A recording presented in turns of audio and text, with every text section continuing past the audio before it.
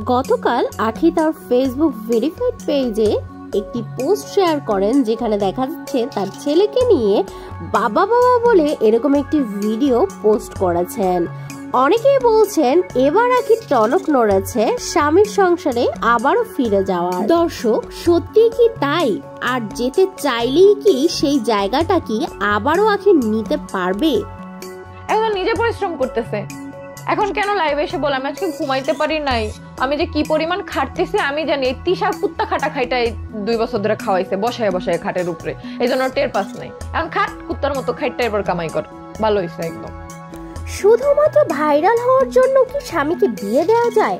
আর তিশা কেনই বা তার স্বামীকে বিয়ে দিয়ে সতীন ঘরে আনলো? আর এরকম সমস্যার সম্মুখীন হলো কয়েকটা জীবন। ঘর ভাঙার পেছনে সব দোষ হচ্ছে তিশার, এটাই সবাই বলছে।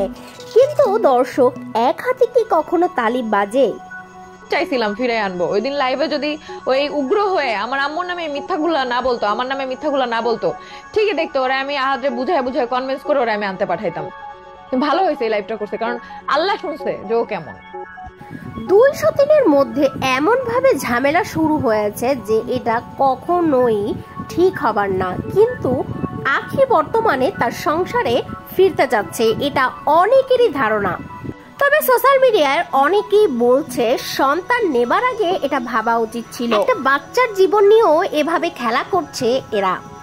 আল্লাহর চেহারাটা সামনে খুলে দিচ্ছে। সবাই আমাকে বলছে আপু তুমি চুপ কেন, তুমি ক্লিয়ার করো। এই জন্য এখন থেকে সবকিছু তোমরা জানবা। ও পারলে বলুক আয়শা যে আমি মিথ্যা বলছি, কোনোটা প্রমাণ দিক। আমি যে ওর বাবা আর ওর খালুর প্রফেশন নিয়ে বলতেছি, ও বলুক তার আগে কি করতো, ওই আগে মুখ খুলুক আমি বলার আগে। তো দর্শক, আপনাদের কি মনে হচ্ছে আখি এবং তিশার মধ্যে কে দোষী?